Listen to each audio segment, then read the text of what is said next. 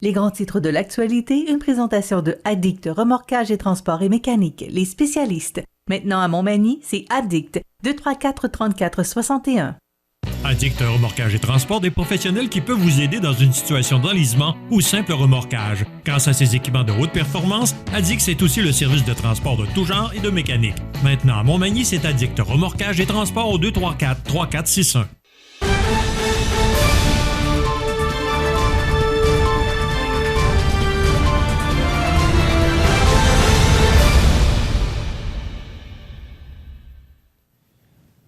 Les grands titres de l'actualité de ce mardi, le 15 mars 2022. Bon, Joseph Sucy, bon matin. OK. Alors, oui, est-ce qu'on peut t'entendre maintenant? Bien, ça devrait. Est-ce que vous m'entendez? Voilà. Bon, cette magnifique voix de notre beau Brumel de l'information. José, accident à Montmagny. Et malheureusement, je n'ai pas été surpris parce que c'est un coin qui est excessivement dangereux.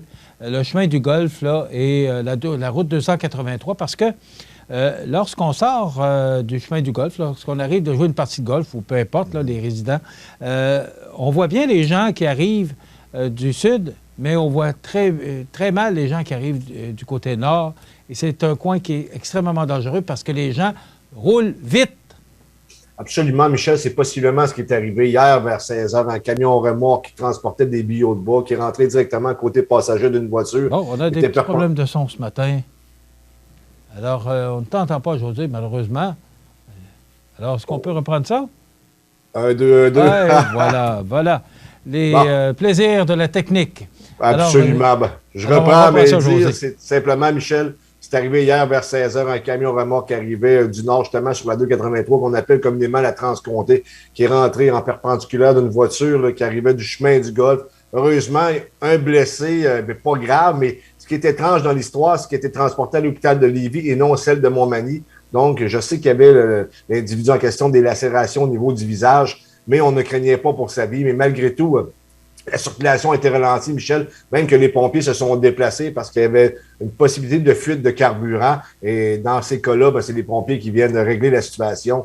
Et ça a duré quand même, je pense, au moins 1 ou 2 heures le temps de remorquer le camion parce que là, tu comprends, regarde, là, c'est un mastodon. Là. On ne remorque pas ça comme si on remorquait une voiture standard. Donc, c'est l'accident qui est arrivé hier, mais comme je l'ai dit, dans des circonstances, même si l'impact a été relativement fort, il n'y a pas de blessés graves, il n'y a pas de décès, et c'est ça qui compte dans ces circonstances-là, Michel, tout simplement. Oui, et puis notre partenaire Addict Remorquage et Transport qui se spécialise justement pour sortir de ce genre de fardier du trouble. José, quand on regarde l'image, là, c'est encore heureux qu'il n'y ait pas de décès parce que les images parlent d'elles-mêmes. Absolument, Michel. Je veux dire, je dis pas que c'est un miracle, mais on est quand même relativement chanceux dans les circonstances parce qu'un 53 pieds qui descend avec un chargement de la sorte derrière lui, là, c'est pas... ça doit frapper que ça frappe, Michel, sans l'ombre d'un doute. Oui, tu disais que le fardier avait frappé du côté du passager. Alors, c'est probablement pour ça qu'on n'a pas eu de décès, parce que, étant donné que c'était de l'autre côté, donc c'est peut-être pour ça que le chauffeur s'en est sorti avec quelques blessures, heureusement.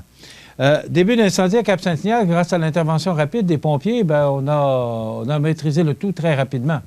C'est pas tout à fait ça, Michel. Je pense que c'est plus de peur que de mal. C'est un problème qui était relié à la fournaise de la maison qui boucanait plus qu'à l'habitude. Puis, on pensait qu'il y avait un début d'incendie, mais finalement, ce n'était pas ça. Mais malgré tout, les pompiers qui se sont déplacés rapidement pour sécuriser les lieux. Ils sont partis quand même assez vite aussi, là, parce que lorsqu'on s'est rendu compte que ce n'était pas grave et que c'était un problème relié à la fournaise de la maison, on est en mesure de partir et de laisser les lieux sécuritaires. Mais on prend jamais de chance en passant là-dedans. Là. Tu sais, des fois, les gens se posent la question, mais comment ça se fait qu'il y avait autant de pompiers que ça, là, alors que c'était pas grand-chose? On ne prend jamais de chance. Il y a des protocoles à suivre et du côté du service incendie de la ville de Montmagny, on les suit à la lettre et c'est ce qu'on doit faire en réalité.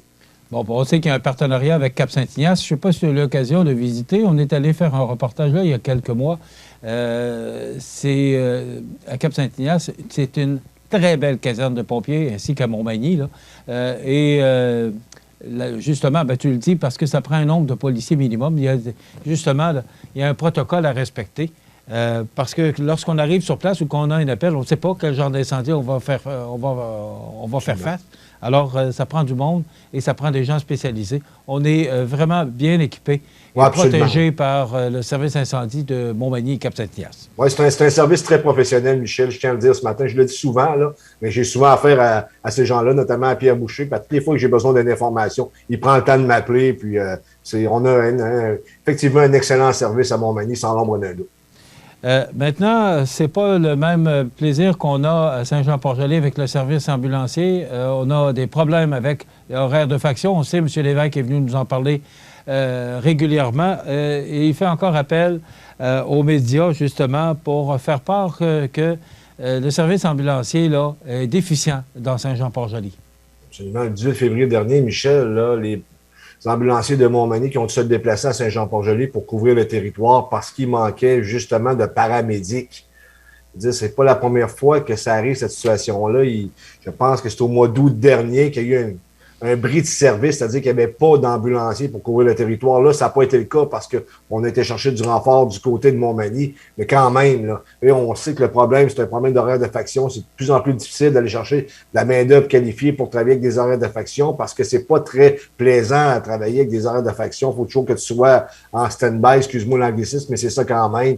Là, on essaie de rentrer en contact avec la députée Proulx. Ça semble pas fonctionner. On a été du côté du ministre responsable de la région de Chaudière-Appalaches, M. André Lamontagne. On a parlé 2 fois avec son attaché politique. Puis, pas de rencontre. Là, le ministre n'a pas daigné rencontrer les gens sur le terrain. On dit qu'on travaille en étroite collaboration avec le bureau de Marie-Ève Proulx pour le dossier. Mais ça se règle pas, Michel. Ça se règle pas. On pense d'ailleurs du côté de Stéphane Lévesque, là, qui est le représentant syndical des paramédics de Saint-Jean-Port-Joli, qu'il n'y aura pas d'annonce avant les élections, là, qu'on étire le problème. On ne sait pas que ça va se régler. On sentait d'ailleurs là, l'information que j'ai reçue de Stéphane Lévesque, une forme d'exaspération. On est tanné. On aimerait ça que ça se règle une bonne fois pour toutes. On sait en réalité, Michel, c'est une question pécuniaire. Là.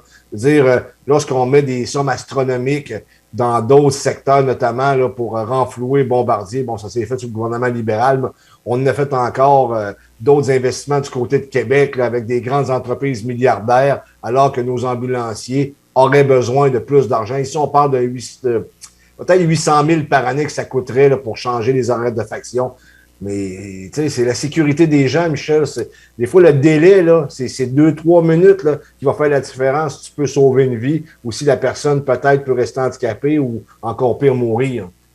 C'est pas à prendre à la légère. La sécurité devrait être une priorité pour le gouvernement caquiste. Là. Je parle de la sécurité de la population. Bien, visiblement, on traîne le problème. On dit que ça coûterait 1 milliard à appliquer à l'ensemble de la province de Québec. Mais en même temps, on a mis je ne sais pas combien d'argent dans les publicités du gouvernement pour favoriser la vaccination, puis faire je dirais, la publicité des mesures sanitaires de Québec. Je pense peut-être qu'on devrait trouver d'autres priorités, mais ça, c'est une opinion bien personnelle ce matin. De mémoire, 130 millions.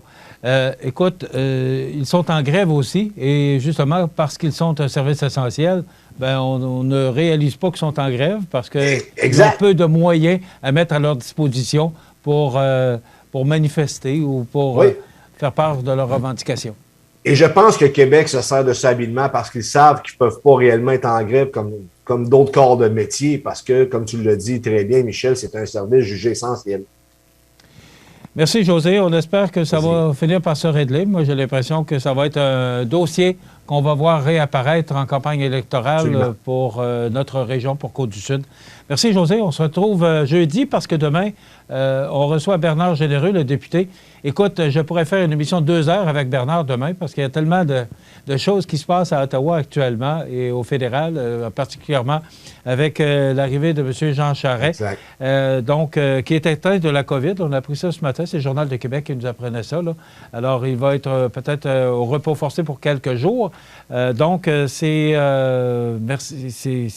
sera intéressant à suivre avec Bernard Généreux demain, notre invité, et également notre chronique culturelle. Merci, José. On va te souhaiter une bonne journée. On se retrouve jeudi. Entre-temps, je vous rappelle que c'était une belle journée aujourd'hui. Bonne journée.